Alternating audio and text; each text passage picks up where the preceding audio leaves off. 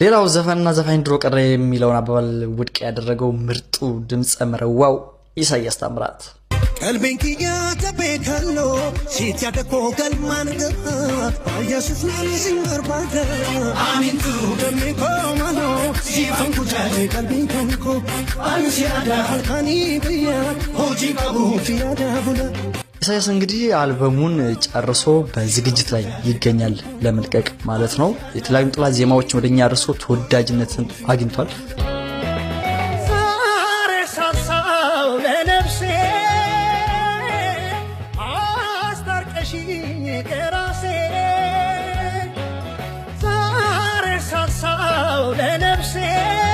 ባላገሩ አይደል ላይ እንደተወዳደረ ታውቃላችሁ። ባላገሩ አይደል ላይ እንደውም አንደኛ ይወጣል ተብሎ ከታሰበው ውስጥ እሱ ነበረ።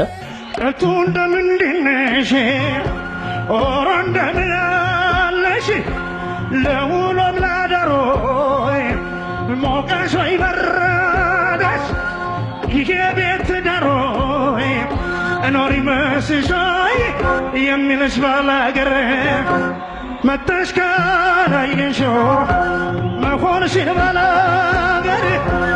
ከዛ በኋላ ዳዊት ጽጌ ያው አንደኛ እንዲወጣ ተደርጓል። ዳዊት ጽጌ እንግዲህ የሚገርም ቴክኒካል ዘፋኝ ከሚባሉት ውስጥ አንዱ እሱ ነው። ያው በሰዓቱ እንግዲህ ያዩትን አይተው ነው ያው አመዛዝነው አንደኛ እንዲወጣ ያደረጉት። ዳዊትም ይችላል አንደኛውን ለኛ ኢሳያስ ታምራትም አንደኛ ነው። ስለዚህ አልበሙ ሲለቀቅ ሁላችሁም ሰፖርት እንድታደርጉ በዚህ አጋጣሚ ጠይቅ ፈልጋለሁ።